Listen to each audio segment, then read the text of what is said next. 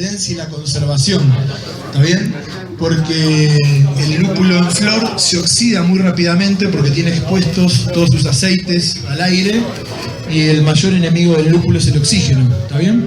En realidad el lúpulo nosotros, ustedes saben, lo guardamos en frío, lo guardamos si es posible en el freezer, pero no es la razón, no sé, porque tenga como la leche que se corta. Lo guardamos en el freezer y lo guardamos en frío para retardar las reacciones de oxidación. Ustedes saben que las reacciones de oxidación se aceleran con el calor, entonces cuanto más frío tenga el lúpulo, por más que haya presencia de aire, vamos a tardar mucho más tiempo en que se oxide, ¿está bien? Entonces lo principal para conservarlo es el frío, después la ausencia de oxígeno y por último la ausencia de luz, porque la luz también genera el aroma a zorrino, ¿no? Que descompone el lúpulo en ese aroma tan fuerte de zorrino. Bueno, después los pellets, que creo que es la forma más común en la cual todos usamos el lúpulo. Los pellets no son otra cosa que las mismas flores de las que hablamos antes, pero picadas. Los pellets vendrían siendo así como el paraguayo del lúpulo, ¿no? Están picaditos y prensados. Pero bueno, básicamente es eso. Pero bueno, tiene una ventaja, obviamente, la cuestión del espacio. No sé si alguna vez vieron se le llama bala de lúpulo cuando está en flor. Bueno, una bala de lúpulo tiene casi 1 metro cúbico y pesa nada más que 10 kilos. ¿Está bien? En vez en pellets pueden tener 10 kilos en el tamaño de una caja de zapato, un poquito más grande. ¿Está bien? Entonces, obviamente, la economía en espacio, y esta economía en espacio que esté comprimido también protege a los aceites de que no se oxiden. ¿Está bien? Entonces, el pellet también protege mucho más la oxidación. A veces hay una discusión respecto del dry hop, por ejemplo, y a mí particularmente me gusta mucho más hacerlo en pellet que con flores, a pesar de que las flores son frescas y demás, pero siempre a nivel conservación y a nivel oxidación prefiero mucho más usar el pellet que la flor para esa parte del proceso. Y después los extractos, que los extractos no son otra cosa que el aceite puro, ¿está bien? Es el hashish del lúpulo. Es simplemente extraer aceite puro sin ninguna materia vegetal. Y bueno, esto es lo que se usa en la industria, porque imagínense para un batch de 500.000 de litros, como hace, no sé, Quilmes en Zárate, la cantidad de kilos de pellet que tendrían que usar es inmanejable. Entonces, bueno, normalmente la industria usa extractos, aunque ahora, últimamente, si ustedes entran, por ejemplo, en Morbir o en Yakima Hop Valley, pueden comprar en muy pequeñas cantidades, 10 mililitros de aceites, que tanto se pueden usar para amargor como también para aroma. Es interesante usarlo para amargor porque con muy poca cantidad de ese extracto van a obtener los IBUs, ¿no? la unidad de amargor que busquen en una cerveza, y se ahorran todo el tema del trub caliente en la olla y de la posibilidad de tener demasiado sabor vegetal, ¿no? Por lo que estamos poniendo. Ahora vamos a hablar un poquito después de eso, pero hoy por hoy, la verdad que cuando empezamos a hacer cerveza hace muchos años, el extracto era algo absolutamente que estaba fuera del rango y del alcance de cualquier cervecero, y hoy, nada, es una alternativa más, por eso la nombramos. Bueno, esto hablamos un poquito de las regiones, los lúpulos ingleses, alemanes, con sus perfiles, los americanos, norteamericanos, sobre todo, donde ahí encuentran algunos. Después la filmina esta, le pedimos a los chicos que la suban, así que se la quiera descargar, se la guarda. Y los lúpulos argentinos, que hablábamos, Mapuche, Cascada de Bullion. Ahora empezaron a aparecer acá también en Argentina, de la mano de Klaus, en Patagonia, está haciendo algunos experimentos muy interesantes con variedades de lúpulo que no se conseguían. Está plantando Heller Tower, Spalt, Saaz. Tiene algunos esquejes de citra que todavía no están en producción, pero esta última cosecha de lúpulo los podemos ver ya en las plantas piloto. Así que dentro de poco vamos a tener citra también nacional, con otras características. Es lo mismo que pasa si ustedes agarran el Cascade americano. Es un lúpulo que tiene un cítrico, pero completamente distinto al pomelo que tiene el Cascade argentino.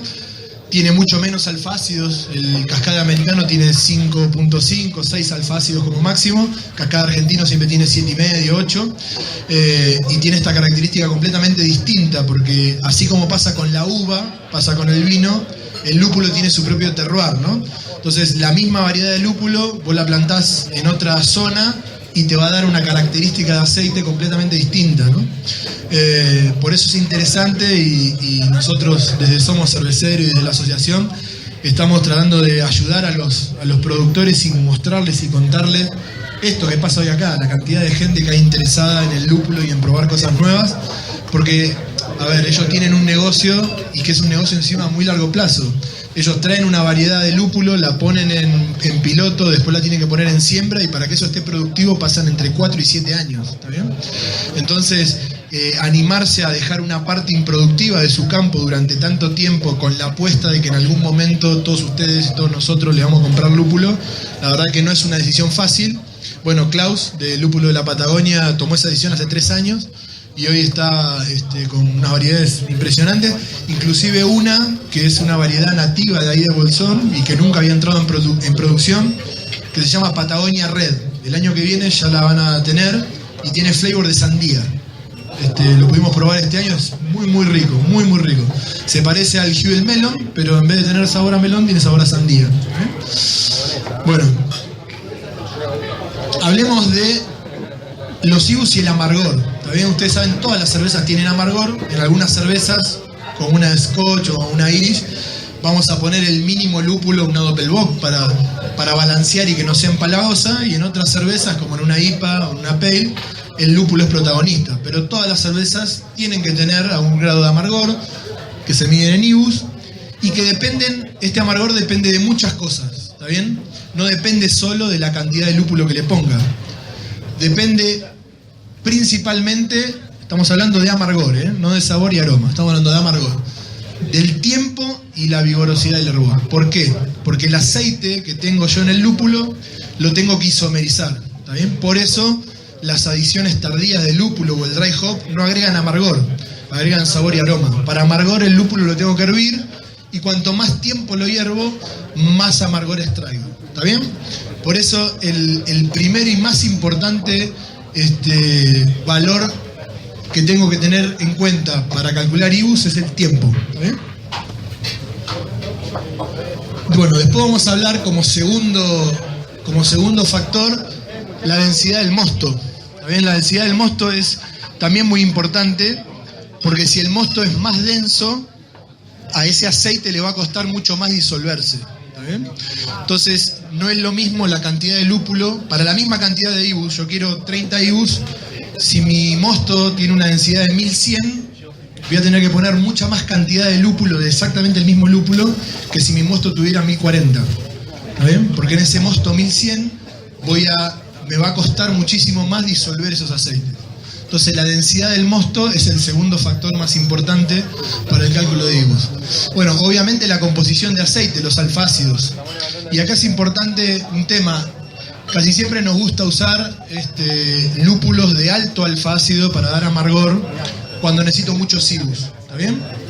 Ejemplo, si voy a hacer una IPA y tengo que dar 40 o 45 o 60 IBUs de amargor, bueno, no voy a usar un lúpulo SAS que tiene 2.3, porque voy a tener que usar una cantidad muy grande de materia vegetal. Ese es el problema. Para obtener los mismos IBUs voy a tener que usar mucha más cantidad en gramos de lúpulo, y esa materia vegetal me va a convertir mi cerveza en realidad en una sopa verde que va a tener gusto a clorofila, porque le estoy metiendo una planta. ¿Está bien? Entonces si tengo que obtener pocos IBUs, no es tan relevante. ¿Está bien? Pero si tengo que obtener una cantidad muy alta de IBUs, ¿está bien? Siempre tengo que tratar de usar un lúpulo que tenga alfácidos altos. Entonces eso me va a bajar la cantidad de gramos. Ejemplo, Apolo, ¿está bien? 18 alfácidos. Hércules, Magnum tiene 17, ponele más o menos, 16, 14. Ahora está el Hércules alemán, que es un lúpulo súper neutro, que da un amargor muy limpio y llega a tener hasta 22 alfácidos. Y eso también, si ustedes hacen la cuenta, les genera una economía, ¿no? Porque respecto de un Cascade van a poner 3 veces menos, lo cual significa que lo podrían pagar hasta 3 veces más el kilo. No, respecto del amargor, estábamos hablando, acá me pregunta un compañero respecto de que yo dije que el amargor es neutro, ¿no? Bueno, ustedes saben que el amargor puede ser agresivo, puede tener harsh, puede tener sabor vegetal, o puede ser, como les decía antes, neutro. Es decir, lo que yo debería buscar cuando busco amargor es que ese amargor solamente sea amargor, que no venga acompañado de un sabor vegetal, que no venga acompañado de ese dejo amargo que raspa, que es el harsh.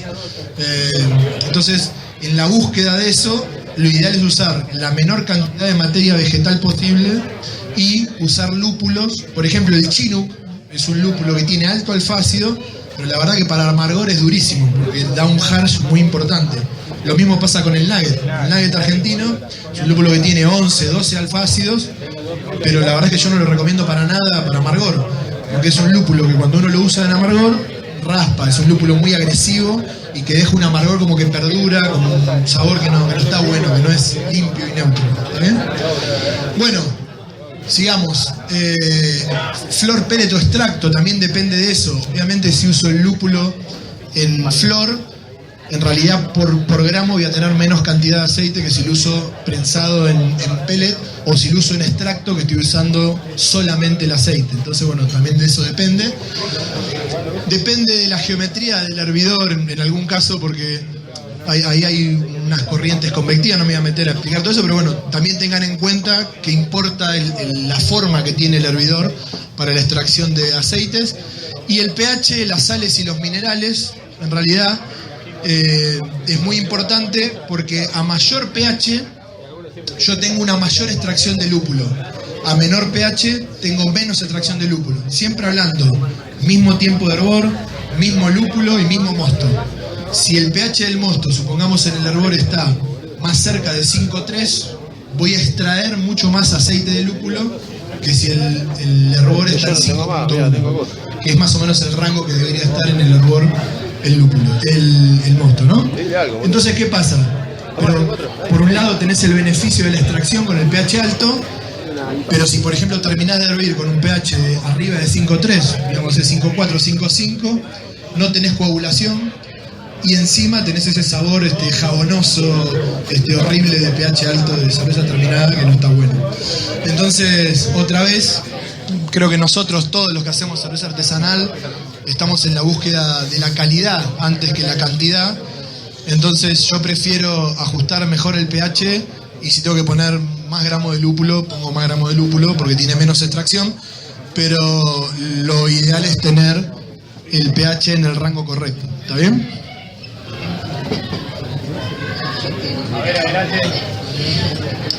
pH. Y en el hervor, final de hervor, en birras muy lupuladas, 5,15, ponerle es lo ideal. Hasta 5,25. Ya cuando te pasás de 5,25, ya el amargor empieza a estar siempre a final de hervor, estamos hablando, ¿no?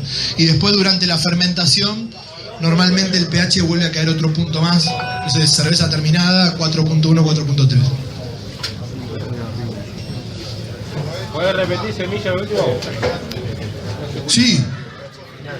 ¿Lo del pH? Siempre, sí. Con ácido fosfórico, ácido cítrico.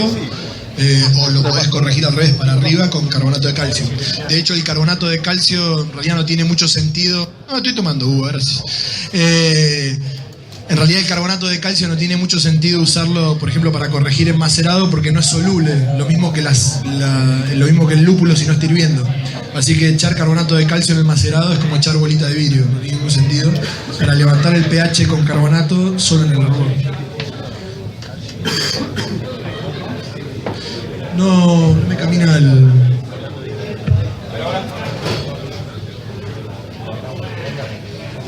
Bueno, se terminó acá la charla.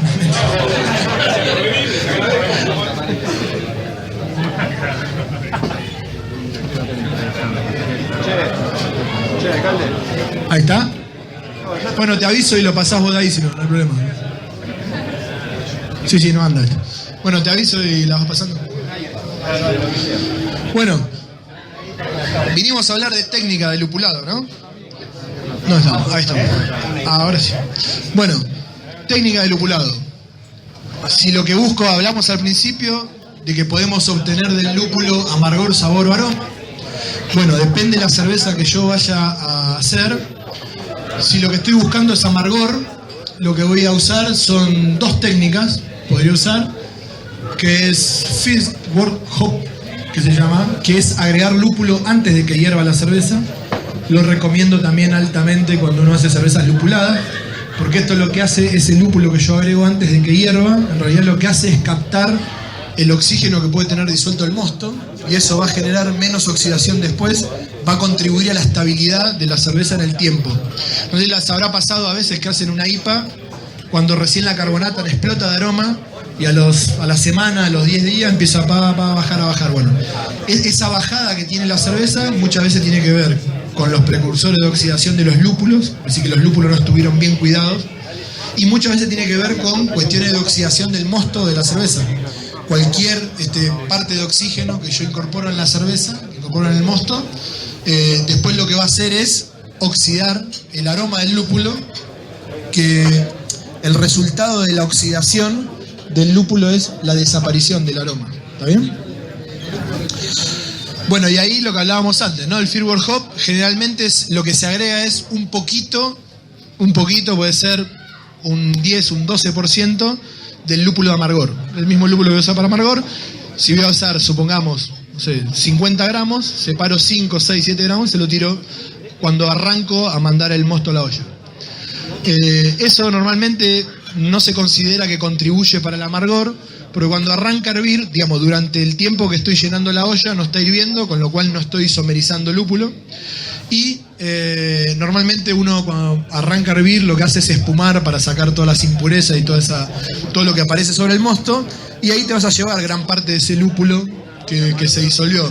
Con lo cual, en definitiva, no te va a quedar mucho en la cerveza terminada. Por eso el First World Hop prácticamente no se toma en cuenta para el cálculo de IBUs.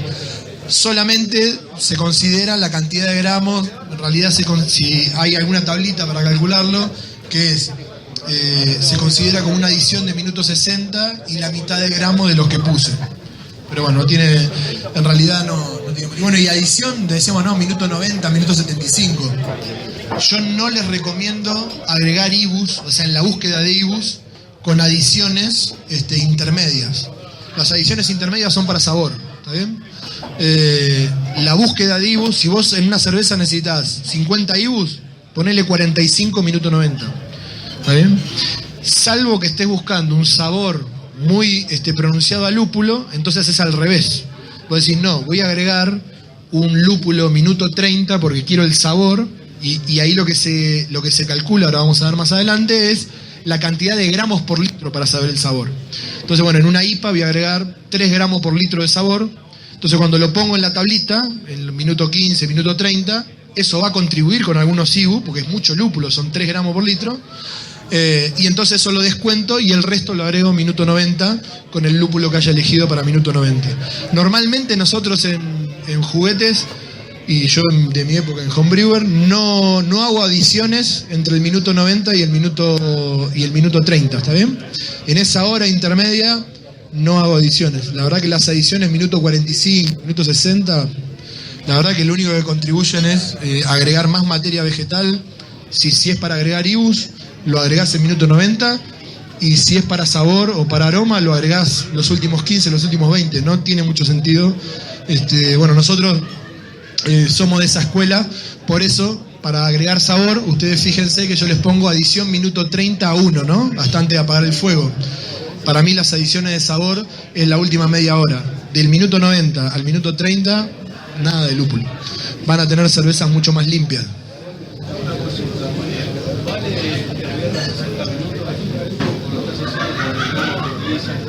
Nosotros servimos siempre 90, entre otras cosas por el DMS, salvo que sea una cerveza muy liviana y muy clara, en donde en realidad un hervor prolongado lo que te puede agregar son reacciones de Maillard, color, caramelización, no sé, una Kolsch o una Golden. Salvo que haga esos dos estilos, 90 minutos reglamentario, porque te da el tiempo de la coagulación. Cuanto más tiempo de hervor tenés, vas a formar una mejor torta de coagulación. Si hervís los lúpulos 90 minutos, vas a tener mucho más IBUs y mucho más limpios que si haces una adición minutos. Si vos en vez de agregar el lúpulo minuto 60, 20 gramos, Si lo haces minuto 60 en vez de minuto 90, vas a tener que agregar 30 o 40 gramos de lúpulo. ¿Está bien? Entonces con el minuto 90 lo que haces es achicar la cantidad de materia vegetal que le pones y eso en definitiva redunda en una cerveza más limpia. Entonces los 90 minutos para mí son innegociables, salvo que sea para un beneficio de ese estilo de cerveza particular, porque no querés caramelización. Eso para Facu. ¿Cómo? Con el hervor de 90, sí, obviamente, agregás menos gramos y la idea es, en realidad el ahorro de lúpulo yo lo traduzco en ahorro de harsh o en ahorro de material vegetal.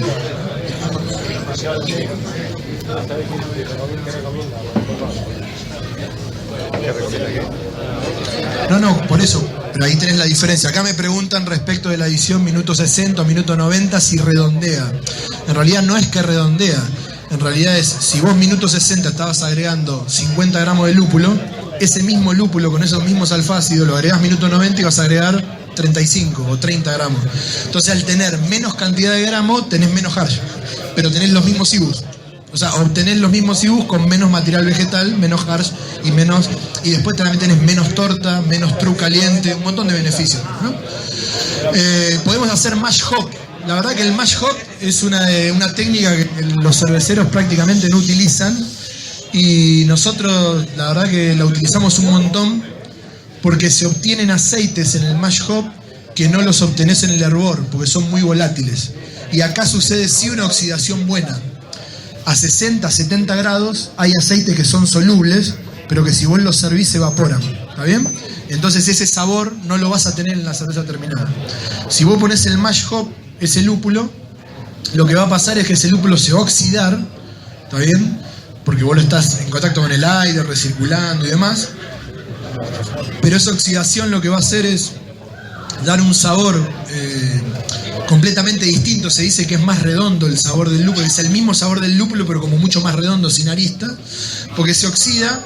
Y una vez que se oxidó, al cambiar la forma del aceite, después cuando vos hervís, ese aceite no es volátil, no se evapora. Entonces te lo vas a llevar a la cerveza terminada.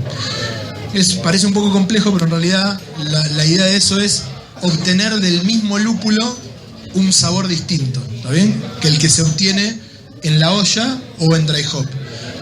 Usando mash hop o usando el hop back. El hop back es otra de las técnicas que también usamos mucho nosotros, que es poner lúpulo de camino en el enfriamiento. Puede estar a la salida de la olla, puede estar después de que enfriaste el mosto camino a la olla. Y también lo que sucede con el hop back, por ejemplo en el lúpulo 5, es muy muy característico. Si ustedes lo usan en la olla, van a obtener mucha resina, ¿está bien? Es un lúpulo muy resinoso cuando lo hierven. Todo el resto de los aromas se evaporan, ¿está bien?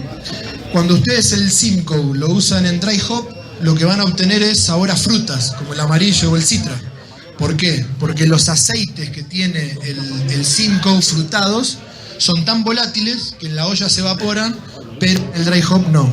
Ahora, el Simcoe también tiene unos aceites de frutos amarillos, durazno. Cuando ustedes agarran una cerveza que tiene flavor de durazno, de damasco, bueno, eso es hop back de Simcoe. Ese aceite muy particular, que tiene ese sabor de frutas amarillas, ¿está bien?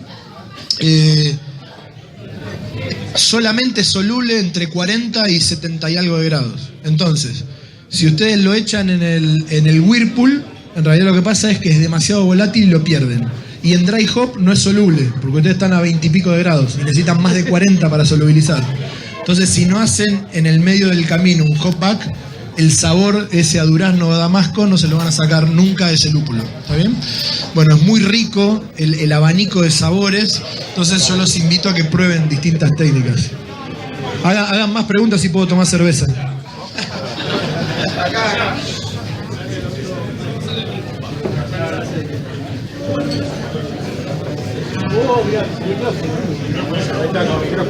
Hola. Quería saber el aroma con cuánto. Serían dos preguntas en una, ¿no? Si dependen los alfa ácidos para obtener aroma. Listo, respondida. ¿Y cuántos gramos para lograr el aroma? Bien. En late hop, ¿no? Porque sí, el hop ahora back vamos, no puedo hacer y. Ahora seguimos. Bueno. Bien, dijimos entonces mash hop las adiciones, esto es late hop, ¿no? Adición de minuto 31, se llama adiciones tardías. Esta es una técnica espectacular de late hop. Cuando hagan session IPA, ¿está bien? Cerveza de, 1042, 1048, 1045 de densidad inicial, pero que quieran que tenga aroma y flavor de una IPA sin ser tan agresiva, que es eso es la session IPA, ¿está bien? Bueno, para la session IPA nosotros no usamos lúpulo de amargor. O sea, la contribución de amargor se le da solamente con el minuto 30, como se le pone una cantidad tan grande para el sabor y el aroma, va a tener 20, 22 IBUs, que 20 o 22 IBUs para una cerveza de 1042 es un montón, ¿está bien? Entonces no necesita adiciones de amargor. Y la verdad que tiene todo el flavor y todo el aroma de una IPA sin ser tan agresiva y te puedes tomar 40 litros. Bueno, y en el aroma, hablábamos de vuelta, ¿no?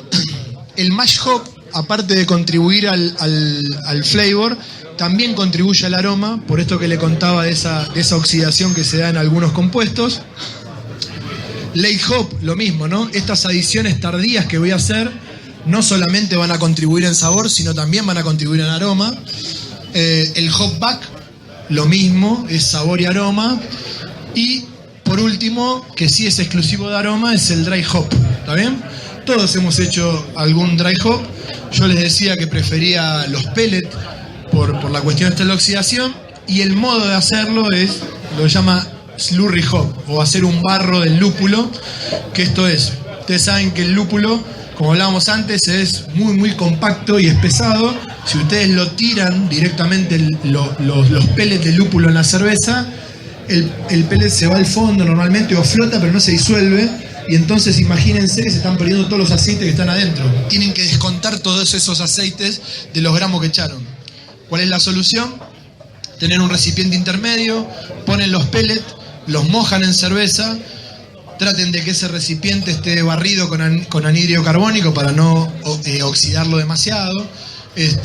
Lo dejan 15 o 20 minutos y el lúpulo se va a empezar a hacer una pasta, se va a empezar a deshacer, se le agrega un poco más de cerveza y después eso recién se vuelca en la cerveza terminada, y lo que van a encontrar ahí directamente son las flores molidas. Entonces el aprovechamiento del pellet de lúpulo en dry hop es del 100%, ¿está bien?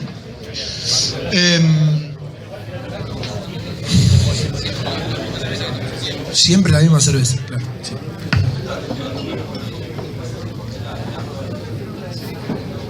Bueno, en realidad uno debería... No, el dry hop, si uno lo hace cuando todavía la cerveza está fermentando, lo que va a pasar es que todo ese aroma que yo estoy agregando se va a ver arrastrado por el anhídrido carbónico y se va a ir.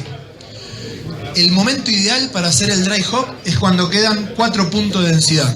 O sea que casi no burbujea, pero algo burbujea.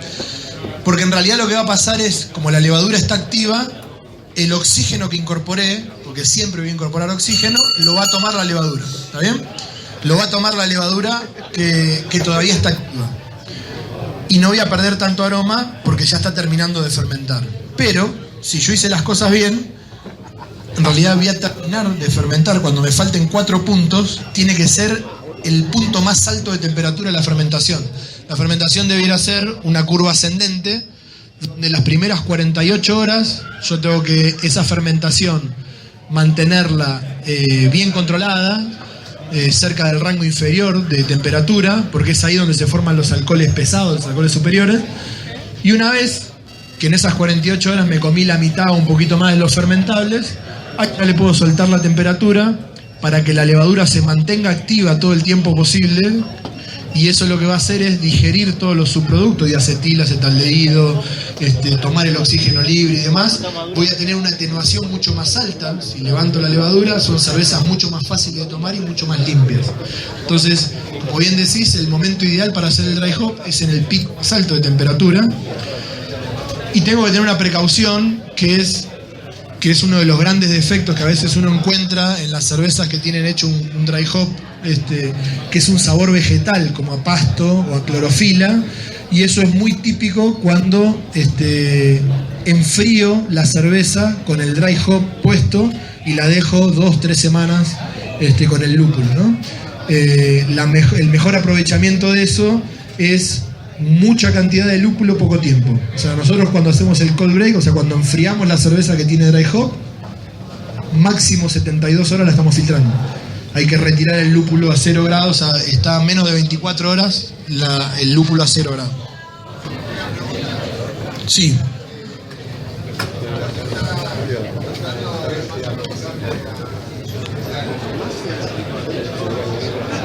Es aplicable a todas las cervezas. En todas las que tengan flavor o aroma a lúpulo. Pueden ser Session IPA, Pale, cervezas inglesas, cervezas alemanas. Es una pilsen que esté bien lupulada. Muchísimos estilos. La Alt Beer tiene que ser bien lupulada. Una Saison belga tiene que estar bien lupulada. Una Triple tiene un amargor de 40 IBU y tiene que estar bien lupulada con Saaz. O sea, no es exclusivo para las IPA. Tenemos un montón de estilos que son muy lupulados y pueden ser alemanes, belgas, ingleses. No es exclusivo de las IPAs americanas, ¿no? Señor, pará, ¿dónde quedó el micrófono? Devuelvan el micrófono. Cuando te haga la pregunta, dame retorno. Acá. Pasale, vos ya hablaste. Pasale. Yo no hablé todavía, No, retomando. Sí, dale. El hopback. El hopback que da muchos resultados. ¿Hay una metodología que vos creas que es la más conveniente? Sí. Ahora vamos a ir pasando por cada uno y lo vamos a ir explicando. Pasale a...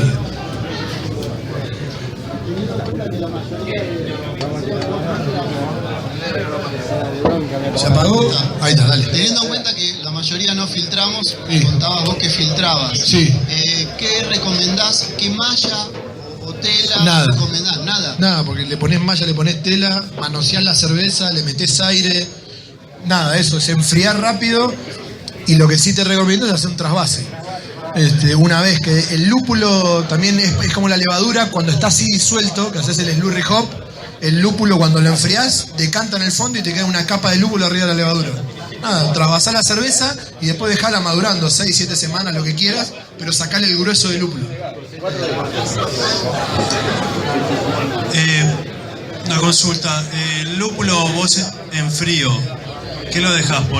Haces el dry hop, lo dejás un día en frío por lo menos para que baje un poco y después filtrás. Sí, no, en realidad sí, 3 días, lo decía 72 horas. Ah, está bien, no está bien 72 entendido esa horas, parte. en 72 horas el lúpulo cae. Está bien. Entonces, si no tenés posibilidad de filtrar o no vas a filtrar, lo que tenés que hacer es trasvasar. Sí. Pero bueno, esto siempre es la relación costo-beneficio. Si Sí, trasvasás, vas a incorporar oxígeno, bueno, vas a tener que poner mucho más lúpulo. Sí. Porque parte del lúpulo de aroma se le va a oxidar.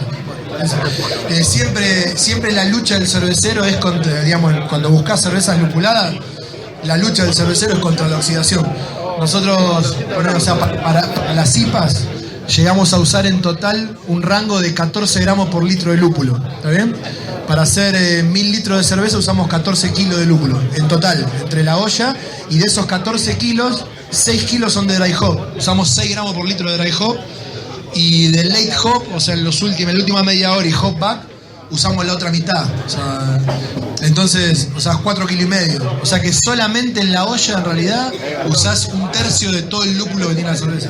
Pero bueno, obviamente, ahí es donde tenés que invertir para obtener un producto, digamos, que tenga el aroma que vos estás buscando, ¿no? 35 minutos. Bueno, ya hablamos un poquito del mash hop. Fireball Hop, lo estuve explicando allá, pero no me acordaba que los habíamos puesto acá. Bueno, el Whirlpool, acá pasa lo mismo, ¿no? El Whirlpool funciona como ese slurry hop que usamos para el dry hop. En realidad ahí ya no hay isomerización, pero el lúpulo se va disolviendo, ¿está bien? Durante el Whirlpool, y voy aprovechando esos aceites y no les doy tiempo a volatilizar porque rápido enfrío la cerveza y los retengo, ¿no?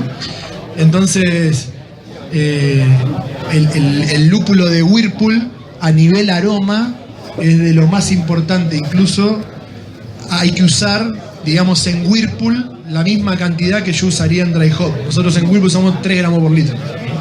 ¿Está bien? Todos son opciones, pero si querés ponerle en todos lados, mejor. Pero si podés ponerle en todos lados, ponle en todos lados. Pero digo, si vos tenés que dividir, sí, claramente el Whirlpool se va a notar mucho más en la cerveza terminada que un lúpulo de aroma agregado minuto 15. Porque, obviamente. Sí. Bueno, el hop back que hablábamos recién, ¿no? Sería ideal tener un enfriador de 2 etapas. Y eso, la verdad es que a veces, a nivel casero, bueno, yo lo usaba en mi equipo homebrewing, que todavía lo uso, tengo un contracorriente que tiene solamente 6 metros.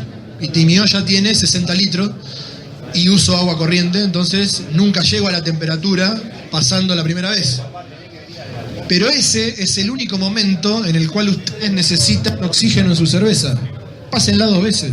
O sea, la paso del hervidor al macerador y del macerador la vuelvo a pasar a 50 grados, la vuelvo a pasar otra vez por el contracorriente y la bajo a 20. No la puedo bajar de 100 a 20. Entonces la enfrío de 100 a 45 50 con la primera pasada, la meto en el macerador, que ya lo tengo obviamente todo limpio, sanitizado, desinfectado, y aprovecho el macerador y que el macerador tiene doble fondo para poner los lúpulos ahí. Entonces el hop pack en realidad lo hago en el macerador. Pongo los lúpulos en el macerador, lleno el macerador y después vuelvo a enfriar eso y los lúpulos de hop back quedan en el falso fondo del macerador. ¿Está bien? Entonces pasó toda la cerveza atravesando el macerador. Es una técnica fácil que se puede hacer a nivel homebrewer y se puede aprovechar para hacer. Ahí, si entran en el Twitter de Somos Cerveceros, en la Tweetcam, hay una cocción que hice hace 4 o 5 años ahí, donde había utilizado esta misma técnica que estoy hablando, cómo hacer un hop back con un equipo, digamos, casero de 3 ollas, sin tener nada y aprovechando ese doble enfriado. Entonces, bueno, era primer enfriado, porque aparte es muy importante la temperatura. Uno podría poner un recipiente con el lúpulo a la salida del hervor o a la salida del enfriador, pero en esas 2 puntas no tenés 45 o 50 grados. Entonces, bueno, y el otro beneficio es, como solo tengo que llegar a los 50 grados, el primer enfriamiento lo puedo hacer muy rápido, porque no necesito bajar, no tengo que restringir caudal, entonces evito esa zona peligrosa para el mosto caliente, que es de 80 grados, 70 grados, que se empieza a formar de mese. Entonces pasé en 6, 7, 10 minutos de 100 a 50, la tengo estable ahí en el macerador, con los lúpulos de hop back, y ahí la vuelvo a enfriar, sí, tranquilo, despacito, para el fermentador. Y acá no hay problema de oxidación, sino todo lo contrario, porque yo lo que necesito antes de inocular la levadura es el único momento en el cual tengo que incorporar oxígeno. Todo el oxígeno que incorpore ahí en el hop back y en todo este manoseo, entre comillas, de la cerveza, cuando inocule la levadura, en 12 horas no hay más oxígeno. Bueno, el dry hop, acá hablábamos de las temperaturas, lo que me preguntaban del frío, así que bueno, ya lo contamos. Las cantidades excesivas, ¿no? Que se deja mucho tiempo en frío. Y obviamente, para el dry hop, los mejores resultados son con mucha cantidad, poco tiempo. ¿Está bien? Piensen si realmente vale, o sea, si quieren hacer un dry hop que realmente se note, piensen arriba de los 3 gramos por litro. Y si no es preferible, ese lúpulo no lo usen en dry hop. Si van a usar menos de 3 gramos por litro, si van a usar 1 gramo, 2 gramos por litro, úsenlo en Whirlpool. Porque el impacto en aroma y el impacto en sabor va a ser mucho más que usarlo en dry hop. No tiene ningún sentido. Es mucho más el riesgo de que les quede una cerveza con sabor vegetal a cambio del beneficio que podría tener 1 o 2 gramos por litro. O sea, si van a hacer dry hop, hagan dry hop. Si no, no hagan dry hop. Sí. 3 días dry hop, 3 días frío, chao. El lúpulo tiene que estar en mucha cantidad, poco tiempo. O sea, esos dry hop de 15 a 20 días, o sea, eso es sabor vegetal, harsh. Es peor el remedio que la enfermedad. Habías dicho que el aroma que lograbas en Whirlpool, sí, era distinto al que lográs luego en... Sí, siempre. ¿Cuántos gramos hablamos de...? Lo mismo que te decía de dry hop. 3 gramos por litro para que se note. A ver, estamos hablando en cerveza donde vos querés que se note. Después vos podés hacer un Whirlpool de medio gramo por litro, qué sé yo, en una pale inglesa, para darle un poquito más de complejidad, y está perfecto para dar balance. Estamos hablando de una cerveza, en una IPA. O sea, hablamos de lúpulo, hablamos de IPA, donde vos querés que el lúpulo se note. Bueno, tanto en dry hop como en Whirlpool tenés que pensar en 3 gramos por litro para obtener un impacto realmente que se note en el producto terminado. Sí.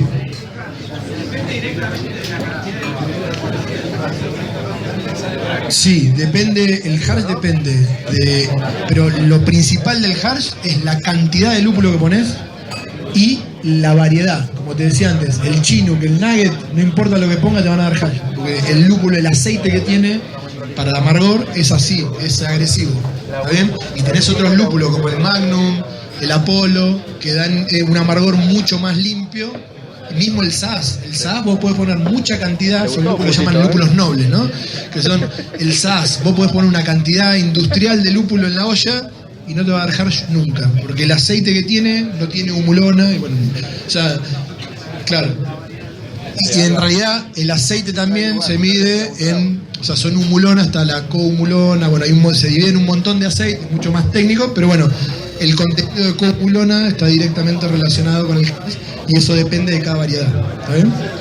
Bueno, vamos acá, de vuelta. Bueno, nada, cortito, 5 reglas prácticas que pueden tener en cuenta para diseñar los lúpulos de su próxima receta. Cervezas con alto contenido de aroma. Esto es muy importante. Recién hablábamos del Whirlpool de Dry Hop. Los lúpulos de sabor terminan atentando contra el aroma porque terminan compitiendo, ¿está bien?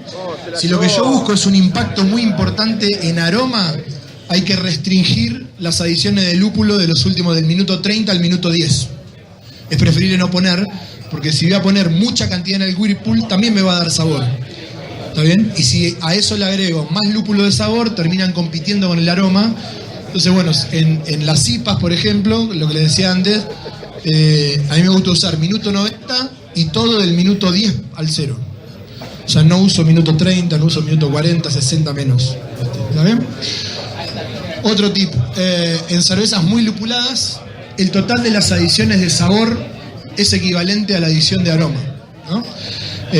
Lo que hablábamos, en cervezas donde yo, al revés, donde no estoy buscando tanto aroma y estoy buscando el flavor de sabor, tengo que tener en cuenta de que si voy a agregar 3 gramos por litro en Whirlpool, la suma de todas las adiciones de sabor de minuto 30 a minuto 1 tendrían que ser en total 3 gramos por litro, no pasarse de esa relación. Lúpulos volátiles para aroma, usarlos solo en el Whirlpool, hop back o dry hop, lo que hablábamos antes. Si yo lo que estoy buscando son lúpulos muy aromáticos, si los pongo minuto 5, minuto 10, si lo que estoy buscando aroma, estoy equivocado. Muchas veces uno sigue una receta porque dice, bueno, adición de minuto. Uno tiene que pensar lo que está buscando. Si estoy usando, no sé, un lúpulo amarillo, citra, que son súper interesantes desde el punto de vista, son súper interesantes desde el punto de vista aromático, ¿para qué lo voy a poner en un minuto 15? Para perder la mitad del aroma. No tiene ningún sentido. Pónganlo en el Whirlpool, ¿está bien? No lo pongan en minuto 15. Si lo que están buscando es el sabor de ese lúpulo, perfecto, pongan una cantidad en el minuto 15, pero guárdense el resto para el Whirlpool, hop back y dry hop. Bueno, en el dry hop, más cantidad, menos tiempo, vamos a tener un perfil mucho más limpio, pues ya todo lo que estuvimos hablando, y no superar el tercio de la adición total de sabor y aroma de lúpulos invasivos. Esto es, hay algunos lúpulos, como el Cascade argentino, el Chinook, el amarillo. Es prácticamente imposible hacer una cerveza single hop con amarillo. La verdad que queda absolutamente desbalanceada. No es agradable. Y es un lúpulo espectacular. Bueno, en estos lúpulos que son tan invasivos, siempre tener como regla no pasar el tercio en esos lúpulos. O sea, si mi adición de Whirlpool son 3 gramos, bueno, no voy a poner más de 1 gramo de amarillo, o si uso los 3 gramos de amarillo, tengo que tener un balance de otros 3 lúpulos, 6 gramos, durante el flavor, durante el dry hop. ¿Está bien? Solo un tercio, después uno elige dónde los usa, pero solo un tercio de estos lúpulos que son tan invasivos. ¿Está bien? Bueno, ahí hay algunas fotitos, ¿no? Una IPA inglesa, una IPA americana y una doble IPA. Bueno, hablemos un poquito de las 3, pensando en esta cuestión de la receta. Las diferencias en la malta, ¿no? Cuando tengo que diseñar una receta, si voy a hacer una IPA o una cerveza, no hablemos de IPA porque hay variedad, hablemos de cerveza lupulada. porque puede ser una Session, puede ser una American Pale Ale, puede ser una American IPA. Si hablamos de maltas, si es americana van a ser maltas simples, solo como el soporte del lúpulo, ¿no? En estas cervezas el protagonista es el lúpulo, no la malta. La base va a ser siempre Pilsen con alguna porción de Pale. Los caramelos en la IPA americana, cualquier caramelo que use, la suma de todas las maltas caramelo tiene que ser menos del 5% de la receta. O sea, no le pongan el 10% de caramelo 60, ¿no? O sea, si le van a poner caramelo 60, perfecto, pero pongan un 2%, un 3%, ¿está bien? Y se usa mucho para el soporte de malta lo que es la Carapils, ¿está bien? Que es una cerveza, que es una malta que no tiene color, casi no tiene sabor, solo lo que aporta es maltosidad y soporte, ¿no? Grano. Si estamos hablando de una cerveza lupulada inglesa, una bitter, una pale inglesa, una English IPA, las maltas son más protagonistas, entonces vamos a tener una mayor complejidad de maltas. La base indiscutiblemente va a ser malta pale, que tiene una sequedad más parecida a la galletita, al bizcocho. Los caramelos va a ser siempre mayor al 10%, al revés que en la IPA americana.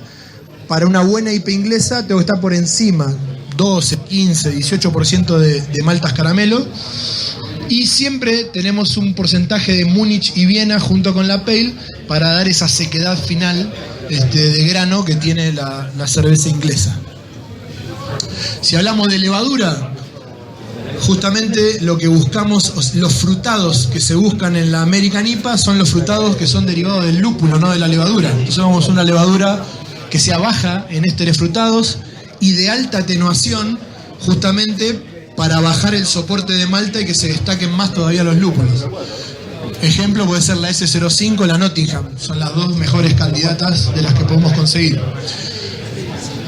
Si hablamos de una cerveza lupulada inglesa, obviamente la elección de la levadura, como los lúpulos ingleses no tienen ese componente frutal, bueno, la complejidad del frutado, acá sí me va a dar la levadura, es una levadura que produce ésteres frutados, de buena intensidad y una atenuación media, porque bueno, estoy agregando un montón de complejidad de maltas. Si tengo una levadura que es demasiado atenuante, me va a comer todos esos caramelos. Yo quiero que esos caramelos queden en la cerveza terminada, entonces voy a usar S04 o Windsor, que son dos alternativas también de levadura que me puede dar un perfil más frutado y con menos atenuación. Bueno, si hablamos... Sí. Y eso depende del perfil de cerveza que estés buscando, obviamente. Cuanto más temperatura de fermentación, se disparan un poquito más los ésteres. Temperaturas más bajas al inicio te van a dar el alcohol un poquito más suave. Pero siempre estamos hablando entre 19 grados y medio, 20 grados, es lo ideal, ¿no? Si hablamos de los lúpulos, obviamente en las americanas vamos a tener muy presente en amargor. El amargor tiene que ser firme, sabor y aroma, bien todo en intensidad alta, ¿no?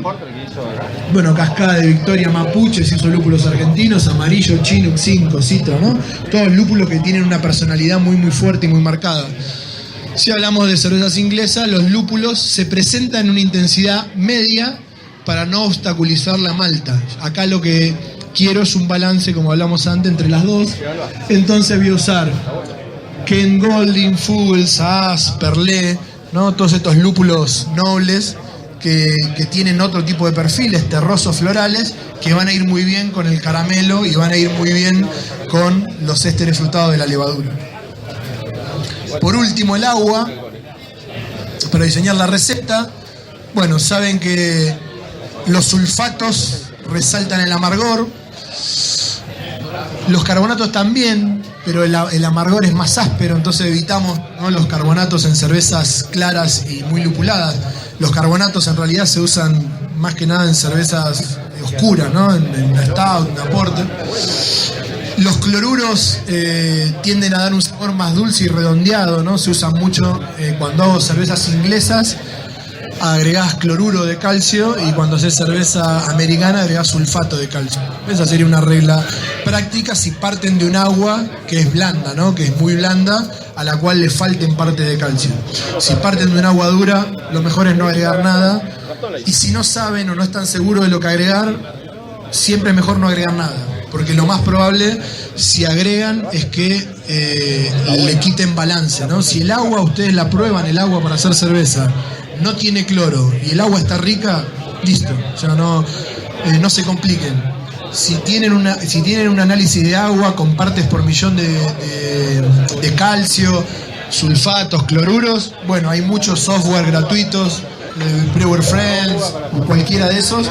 Ustedes cargan el agua suya de base y le pueden ir agregando los gramos de sal, de sulfato, de cloruro, de carbonato, y les va a devolver el tipo de agua que necesitan. ¿Está bien? Sí. Los equipos de ósmosis inversa son una herramienta tan fundamental como el fermentador. Antes de comprarte una olla de acero inoxidable, comprate un equipo de ósmosis. La cerveza es 92% agua. O sea, si partís de un agua excelente, es preferible hervir en una olla de aluminio. Le va a hacer menos mal a tu cerveza que un agua que tenga cloro o que sea muy dura y que tenga 400 partes de carbonato, ¿no? Un agua con 300, 400 partes de carbonato es irremontable, no puede hacer ninguna cerveza. En vez con una olla capaz que no es inoxidable, o una bomba de lavarropa, o un montón de otras cosas intermedias. O sea, si yo tendría hoy que rearmar mi carrera homebrewing, bueno, lo primero que me compraría es un equipo de frío para fermentar bien, porque el 70% de los sabores se dan en la fermentación, eso es lo primero. Lo segundo que compraría sería el tratamiento de agua. Y en lo último que invertiría sería en el brew house, donde fabricás el mosto. El mosto lo podés fabricar con una olla y una heladita de camping.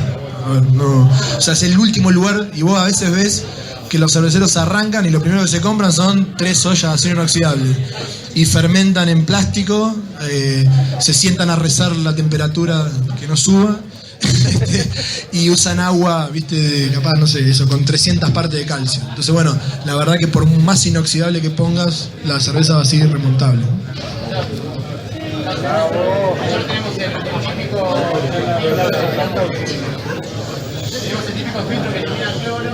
Sí, parece que está perfecto, obviamente. Queremos ir a la parte de lo que es la ósmosis inversa, que no sabemos cómo trabajarlo, cómo implementarlo para no irnos, digamos, bueno, excede el tema, la temática de la charla, digamos, tenemos un montón de lugares para buscar. Obviamente, partir del agua, como te digo, hay software que te permiten encontrar el agua objetivo y lo que tenés que agregar. Pero sí, obviamente, tratamiento del agua es clave. Bueno, gracias a todos por haberse animado. Gracias, chicos.